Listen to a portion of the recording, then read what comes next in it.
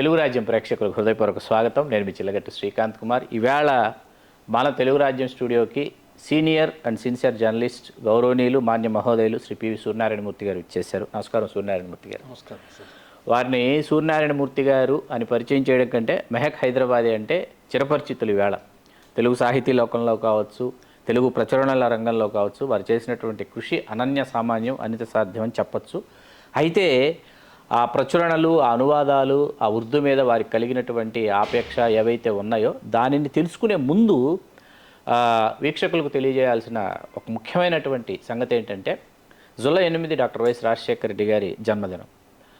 Doctor YS Rajasekhara Reddy గారితో వారు ప్రజాప్రస్థానం ప్రారంభించి 1450 కిలోమీటర్లు వారు పూర్తి చేస్తే, వారితో పాటు ఒక పాత్రికేయుడు 1450 కిలోమీటర్లు రాజశేఖర రెడ్డి గారితో కలిసి ప్రయాణం చేయడం అనేది మూర్తి గారికి మాత్రమే సాధ్యమైంది.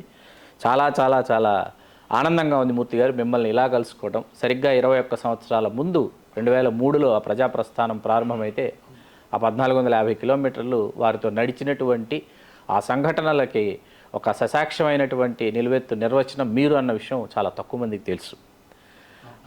అసలు ప్రజాప్రస్థానం ప్రారంభించాలన్న ఆలోచన రాజశేఖర రెడ్డి గారికి వచ్చిన తర్వాత, ఇట్లా చేవేళ్ల నుంచి వారు ప్రారంభించిన తర్వాత మీరు అసలు ఎలా ఆ ప్రయాణంలో మీరు భాగస్వామి అయ్యారు? వారితో పాటు మీరు 1450 కిలోమీటర్లు పాదయాత్ర చేసినటువంటి వన్ అండ్ ఓన్లీ జర్నలిస్ట్ మీరే. ఆ జ్ఞాపకాలని తెలుగు రాజ్యం ప్రేక్షకులకు పంచుతారని ఎంతగానో ఆశిస్తున్నాం. అసలు ఎలా ప్రారంభమైంది రాజశేఖర రెడ్డి గారితో మీ ప్రయాణం? అది ఎట్లా మొదలైందంటే సార్, 2003 ఏప్రిల్ 9వ తారీఖున ప్రజాప్రస్థానం అన్నది మొదలైంది. దానికన్నా ముందే నేను 6 నెలల ముందే నేను కాంగ్రెస్ బీట్ రిపోర్టర్గా మా ఎడిటర్ గారు నాకు ఆ బాధ్యతలు అప్పగించారు. వార్తలో ఉన్నారు అప్పటికి వార్తలో ఉన్నాను. వార్త సీనియర్ రిపోర్టర్గా ఉన్నాను. మామూలుగా నా బీట్ రిపోర్టింగ్ నేను చేసుకునేవాడిని కాంగ్రెస్ బీట్ రిపోర్టర్గా. నేను ప్రజాప్రస్థానంలో నేను చేయాల్సి వస్తుందని, నేను పాదయాత్ర చేస్తానని నేను ఎప్పుడూ ఊహించలేదు, అనుకోలేదు కూడా. మామూలుగా అందరు రిపోర్టర్లాగా నేను కూడా కాంగ్రెస్ బీట్ రిపోర్టర్గా రెగ్యులర్గా వెళ్ళడం, గాంధీ భవన్కి వెళ్ళడం, సిఎల్పి ఆఫీస్కి వెళ్ళడం, కాంగ్రెస్ పార్టీ కార్యకలాపాలు, వాళ్ళ ప్రెస్ కాన్ఫరెన్స్ కవర్ చేయడం, రిపోర్ట్ చేయడం, అది రెగ్యులర్గా చేస్తుండేవాడిని. అది మామూలు అందరు రిపోర్టర్లుగా నేను వెళ్తుండేవాడిని అంతే. దాంట్లో పెద్ద ప్రత్యేకత ఏమీ లేదు. కాకపోతే ఏప్రిల్ ఆ టైంలో కాంగ్రెస్ సిఎల్పి లీడర్గా ఉన్న డాక్టర్ వైఎస్ రాజశేఖర రెడ్డి గారి ఆయన సన్నిహితులు అవ్వచ్చు, అప్పుడే ఆయన ఆత్మీయ మిత్రుడైన డాక్టర్ కేవీపీ రామచంద్రరావు గారు, ఇంకా ఆయన ఆత్మీయులు వాళ్ళందరూ ఆయనకి ఇచ్చిన సలహా ఏంటంటే, కాంగ్రెస్ని తిరిగి అధికారంలో తీసుకురావాలంటే, ఒక ప్రజల గుండెల్లో చిరస్థాయి నిలవాలంటే వాళ్ళ దగ్గరికి వెళ్ళడం, సమస్యలు తెలుసుకోవడం, దానికి ఒక భారీ స్థాయిలో సుదీర్ఘంగా ఇక పాదయాత్ర చేస్తే మంచిదని ఆయనకి సలహా ఇవ్వడం, ఆ సలహాను ఆయన పాటించడం, దానికి ఒక సాహసోపేత నిర్ణయం ఆయన తీసుకున్నారు. కానీ అప్పట్లో ఒక పాదయాత్ర చేస్తామంటే చాలామంది ఆశ్చర్యపోయారు. అంతవరకు ఎందుకు, కాంగ్రెస్లోనే చాలామంది, మీకు తెలియదే ఉంది, కాంగ్రెస్లో ఒక నాయకుడు ఒక నిర్ణయం తీసుకుంటే వివిధ గ్రూపుల వాళ్ళు దాన్ని విభేదించడం పెద్ద ఆశ్చర్యమేం లేదు. ఆటోమేటిక్గా చాలామంది దాన్ని వ్యతిరేకించారు. దానికి వ్యతిరేకంగా సోనియా గాంధీకి కంప్లైంట్స్ చేయడం చాలా జరిగిపోయాయి. అయినా సరే డాక్టర్ వైఎస్ రాజశేఖర రెడ్డి గారు ఆయన అనుకుంటే సాధించే రకం, చాలా మొండి మనస్తత్వం, తను అనుకున్నది సాధించడంలో ఆయన ఎప్పుడు వెనక్కి వెళ్ళే రకం కాదు. అట్లాగే ఆయన నిర్ణయం తీసుకున్నారు. ఏప్రిల్ 9వ తారీఖున ఆ ప్రజాప్రస్థానం పేరు మీద పాదయాత్ర మొదలెట్టారు. దానికన్నా ఒక 3-4 రోజుల ముందే పాదయాత్ర గురించి వార్తా మేనేజ్మెంట్ వాళ్ళు కూడా కవరేజ్ ఇవ్వడం, దాని గురించి కూడా నిర్ణయాలు జరిగాయి. నేను అప్పటికి కాంగ్రెస్ బీట్ రిపోర్టర్గా ఉండి దానికి కర్టెన్ రైజర్గా వెళ్ళి ఒక ఇంటర్వ్యూ చేయమని చెప్పారు. రాజశేఖర రెడ్డి గారిని ఇంటర్వ్యూ చేయమని చెప్పారు. అప్పట్లో నాకు సీనియర్ జర్నలిస్టు మారుతి ప్రసాద్ గారు ఉండేవారు. అఫ్కోర్స్ ఆయన లేరు ఇప్పుడు. ఆయన అస్వస్థ కారణంగా 4 ఏళ్ల క్రితం ఆయన చనిపోయారు. ఆయన నేను కలిసి డాక్టర్ వైఎస్ రాజశేఖర రెడ్డి గారిని ఇంటర్వ్యూ చేశాం. ఆ ఇంటర్వ్యూ ప్రజాప్రస్థానం నేపథ్యంలో జరగబోయే ప్రజాప్రస్థానం గురించి ముందస్తు ఇంటర్వ్యూ, కర్టెన్ రైజర్గా చేసిన ఇంటర్వ్యూ. దాని గురించి పాదయాత్ర ఎలా ఉండబోతుంది అన్న దాని గురించి మాకు మాత్రం ఇచ్చిన ఒక ప్రత్యేకమైన ఇంటర్వ్యూ. ఇచ్చిన తర్వాత మామూలుగా నేను కూడా ప్రజాప్రస్థానం కవరేజ్ ఆ బాధ్యత ఆ రోజు కార్యక్రమం కేవలం ఏప్రిల్ 9వ తారీఖున గాంధీ భవన్లో జరిగే కార్యక్రమం, చేవెళ్ళలో జరిగే బహిరంగ సభ లాంఛనప్రాయంగా అక్కడి నుంచి ప్రారంభమవుతుంది కాబట్టి ఆ కార్యక్రమం కవర్ చేసే బాధ్యత నాకు అప్పగించారు. నేను దాన్ని గాంధీ భవన్కి వెళ్ళడం, చేవెళ్ళకి వెళ్ళడం నేను కవర్ చేశాను. ఆ రోజు ఉండే కాంగ్రెస్ శ్రేణుల్లో ఉండే అంత ఉత్సాహం, ఒక పండుగ వాతావరణం ఉందన్నమాట. చాలా పండుగ వాతావరణం ఉంది. అది నేను ఆ రోజు కవర్ చేశాను. అయిన తర్వాత ఆటోమేటిక్గా మళ్ళీ నేను ఆ రోజున వెనక్కి రాలేదు. అటు నుంచి అటే వికారాబాద్ వెళ్ళిపోయాము. వెళ్ళిపోయిన తర్వాత నాకు వెంటనే మా చైర్మన్ గారు ఫోన్ చేసి, ఇక నువ్వు వెనక్కి రావద్దు, నువ్వు అటు నుంచి అటే పాదయాత్ర కంటిన్యూ చేసి కవర్ చేసి ఇంకా కంటిన్యూ అయిపోని చెప్పి నాకు ఒక ఫోన్లో చెప్పారనమాట. నాకు అర్థం కాలేదు, ఏంటి పాదయాత్ర కంటిన్యూ చేయటువంటి నేను ఇది చాలా చిన్న విషయం కాదు, ఏకంగా 68 రోజుల కార్యక్రమం, ఇది సుదీర్ఘ కార్యక్రమం అని చెప్పి తర్వాత వెంటనే ఆయన చెప్పారు, నువ్వు దీని గురించి ఒక పుస్తకం కూడా రాయాల్సి ఉంటుంది, ఇది చాలా చిన్న విషయం కాదు, ఇది బహుశా మన ఆంధ్రప్రదేశ్ రాజకీయ చరిత్రలో ఒక సిఎల్పి లీడరు కాబోయే ముఖ్యమంత్రి చేయబోయే పాదయాత్ర, దీన్ని చాలా సీరియస్గా తీసుకుంటున్నారు రాజకీయ వర్గాలు, అది ఏ పార్టీ అయినా సరే, కాబట్టి ఇది చాలా ప్రతిష్టాత్మకమైన కార్యక్రమం, కాబట్టి నువ్వు కవర్ చేయాలి, దీని గురించి మంచి కవరేజ్ ఇవ్వాలి, దీనిపై పుస్తకం కూడా రాయాలి నువ్వు అని చెప్పి గిరీష్ అంగి గారు నాకు చెప్పి, చాలా మినిట్ అంటే రాజశేఖర రెడ్డి గారు ఎలాంటి ప్రజలను కలుసుకోబోతున్నారు, ఏ వర్గాలను కలుసుకోబోతున్నారు, ఆయనకి ఎలాంటి స్పందన లభిస్తుంది, వీటి గురించి చెప్పాలని చెప్పి నాకు చాలా క్లియర్ ఇన్స్ట్రక్షన్స్ ఇచ్చారు. వెంటనే నేను మైండ్లో నాకు ఫ్రేమ్ అయిందనమాట, ఓహో ఇది చాలా ముఖ్యమైన కార్యక్రమం, మనకి ఈ బాధ్యత అప్పగించారు కాబట్టి నేను ఆ ప్రకారం నేను చేసుకుంటూ వెళ్ళిపోయాను. అట్లా జరిగిందనమాట. ఏప్రిల్ 9, 2003వ తారీఖున జరిగిన కార్యక్రమం. అక్కడి నుంచి సుదీర్ఘంగా వారితో ప్రయాణించారు. 68 రోజులు నేను డాక్టర్ వైఎస్ రాజశేఖర రెడ్డి గారితో పట్టున్నాను. మీరున్నారు సార్. మీరు వారితో ప్రయాణం చేయడానికి గిరీష్ సంఘి గారు మీకు ఏమైనా ఏర్పాట్లు చేశారా? ప్రత్యేక ఏర్పాట్లు ఖచ్చితంగా చేశారు. నాకు ఒక కారు ఏర్పాటు చేశారు. నాకు ప్రత్యేకంగా ఒక ఫోటోగ్రాఫర్ రవికాంత్ రెడ్డి గారని ఉన్నారు. ఆయన ఈ మధ్యన లాస్ట్ వీక్లో ఆయన రవీందర్ రెడ్డి కదా, రవికాంత్ రెడ్డి గారు ఆయన ఫోటో ఎడిటర్గా రిటైర్ అయ్యారు సాక్షిలో. ఇప్పుడు ఇటీవల సాక్షిలో ఫోటో ఎడిటర్గా రిటైర్ అయ్యారు. ఆయన నాకు ఇచ్చారు ఒక ఫోటోగ్రాఫర్గా. అది కాకుండా ప్రతి జిల్లాలో మాకు ఫోటోగ్రాఫర్లు ఉన్నారు. ప్రతి జిల్లా స్టాఫ్ రిపోర్టర్లు జిల్లా స్థాయిలో, అది కాకుండా మండల స్థాయిలో కూడా ఫోటోగ్రాఫర్లు ఉన్నారు. ఆ జిల్లా స్థాయిలో వాళ్ళతో కోఆర్డినేట్ చేసుకోవడం, తర్వాత జిల్లా స్థాయిలో చేసుకోవడం, మండల స్థాయిలో ఫోటోగ్రాఫర్లతో కోఆర్డినేట్ చేసుకోవడం, ఆ బాధ్యత కూడా నాకు అప్పగించారు.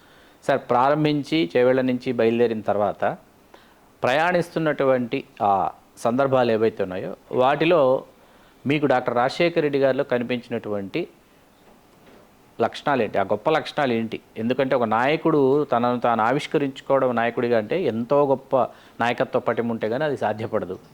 అంటే మీరు దాదాపు 2 నెలల పైచిలుకు 68 రోజులు మీరు ఆయనతో గడిపారు. ఆ మొట్టమొదట మీకు రాజశేఖర రెడ్డి గారిలో మీకు కనిపించినటువంటి నాయకత్వ లక్షణాలు ఏంటి?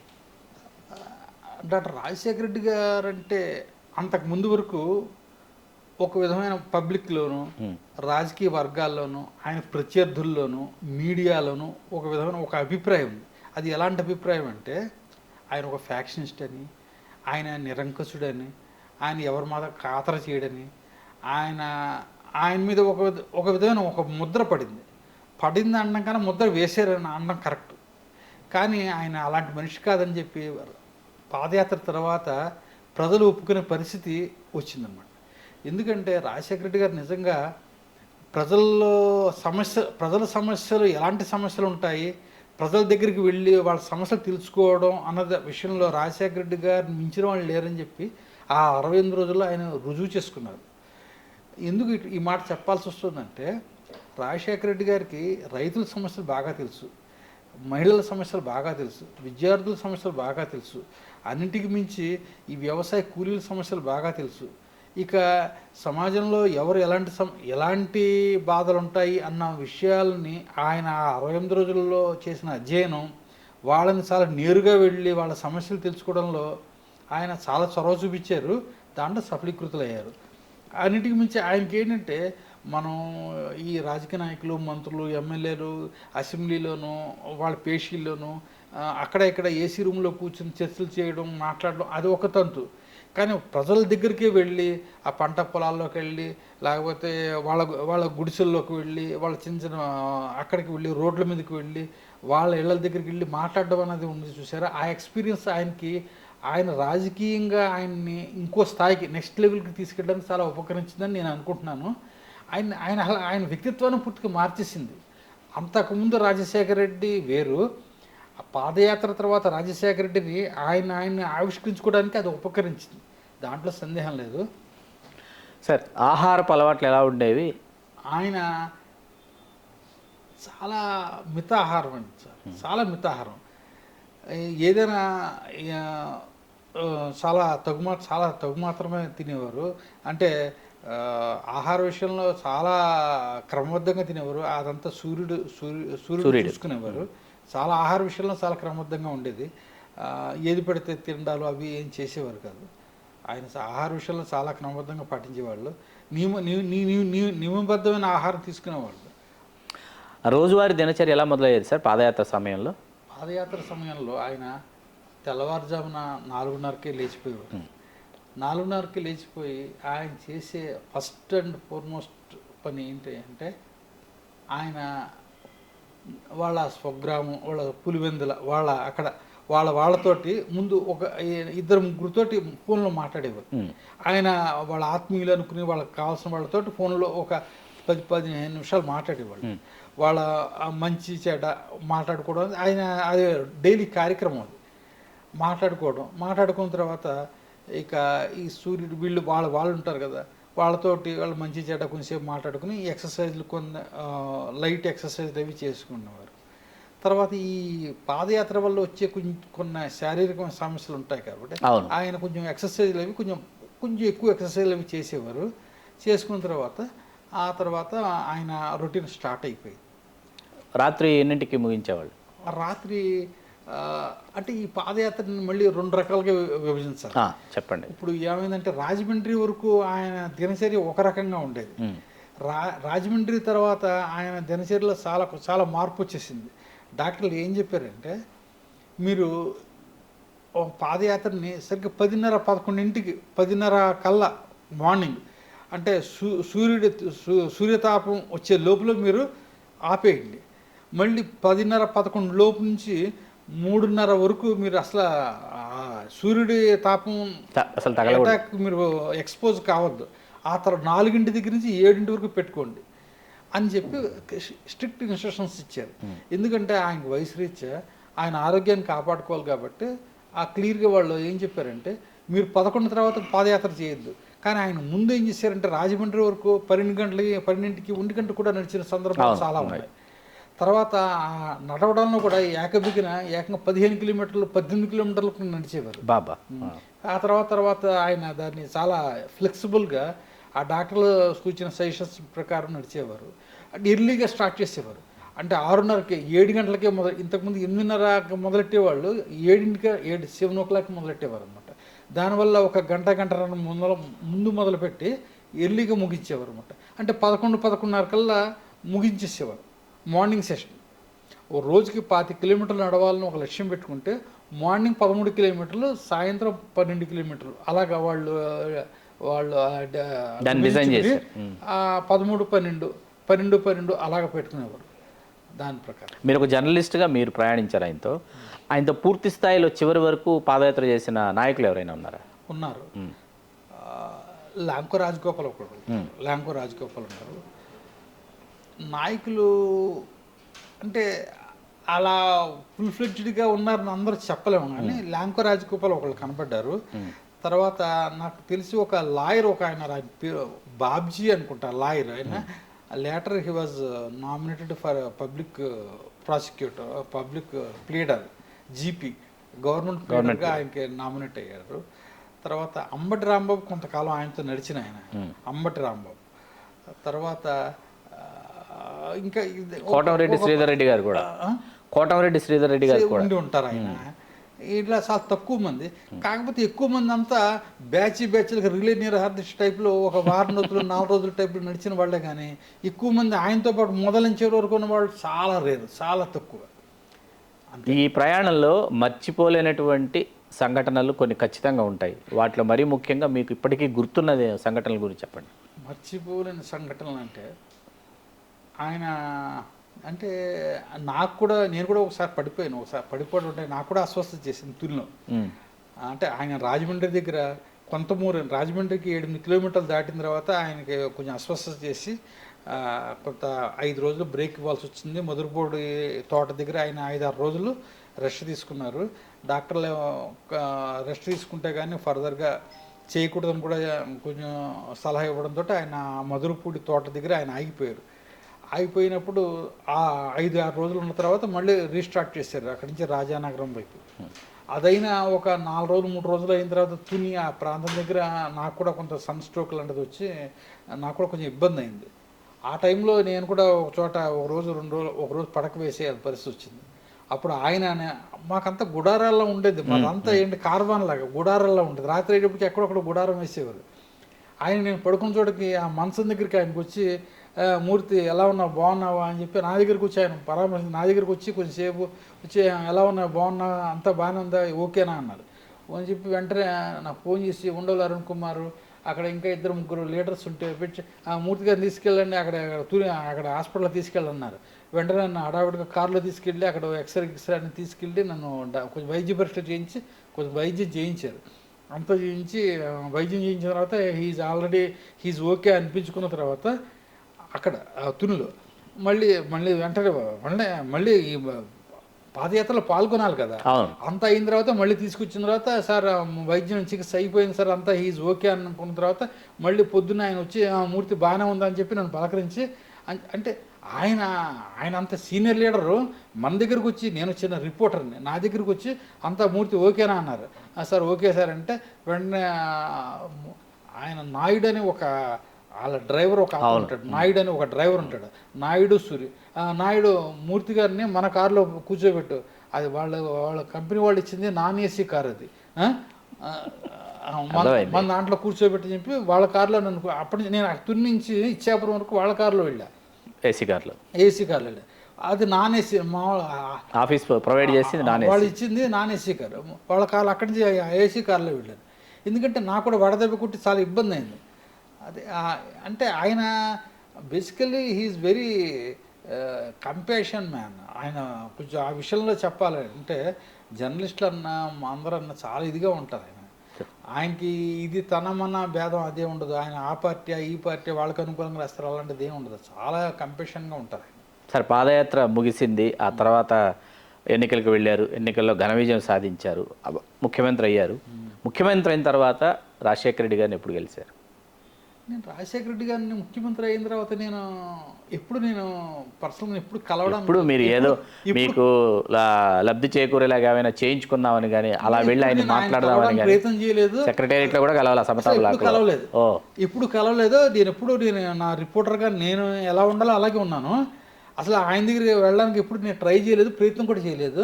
నేను ఒక రిపోర్టర్ ప్రొఫెషనల్గా ఉండేవాడిని, ఆయన కూడా అలాగే ఉండేవారు. నేను ఎలా ఉంటారో ఆయన తెలుసు కాబట్టి నేను చాలా క్వశ్చన్స్ కూడా నేను చాలా ప్రొఫెషనల్గానే ప్రెస్ మీట్లు నేను అటెండ్ చేసేవాడిని. ఆయన సమాధానం చెప్పేవారు. చాలామంది ఆయనకి సాన్నిధ్యం ఉన్నవాళ్ళు రిపోర్టర్లు చాలామంది బెనిఫిట్ అయ్యారు సంగతి మీకు తెలుసు, నాకు తెలుసు. సార్ రాజశేఖర రెడ్డి గారు ఇక లేరు అని తెలిసినటువంటి క్షణాన మీ మానసిక స్థితి ఏంటి? అది చెప్పాలంటే సెప్టెంబర్ 2వ తారీఖు. ఆ రోజున నేను అప్పుడే సాక్షి పేపర్లోనే ఉన్నాను. సాక్షిలో ఉన్నారు? సాక్షి పేపర్లో ఉన్నాను. నేను బిజినెస్ డెస్క్లో ఉన్నాను. నేను చీఫ్ సబ్ ఎడిటర్గా పనిచేస్తున్నాను. ఆ రోజు సాయంత్రం మార్నింగే మాకు న్యూస్ వచ్చింది, మేము టీవీలో విన్నాం. అంటే ఇట్లాగా హెలికాప్టర్ మిస్ అయింది అంటే, సరే మిస్ అయింది, అదేంటంటే బహుశా అది అందట్లేదు, సిగ్నల్స్ అందట్లేదు, కొంచెంసేపు అయ్యాక ఫైండ్ అవుట్ చేస్తారని చెప్పి మేము కొంచెం ఆశాభావంతో ఉన్నాం. కానీ మధ్యాహ్నం ఆఫీస్కి వెళ్ళేటప్పటికి 3-4 వెళ్ళేటప్పుడు కూడా అలాగే అదే వార్త అలా వస్తుందంటే కొంచెం మనసెందుకు కొంచెం కీడు సింకిచ్చింది. ఆ రోజు అంతా ఎంత అప్సెట్గా ఉన్నానంటే మామూలు అప్సెట్గా లేదు. ఇంకా నేను చాలా చెప్పుకోలేని దుఃఖభారంతో ఉన్నాను. అసలు ఆ రోజు ఎట్లా డ్యూటీ చేసినా నాకే తెలియదు. నేను అంతా చెప్పుకోలేంత బాధ అనమాట.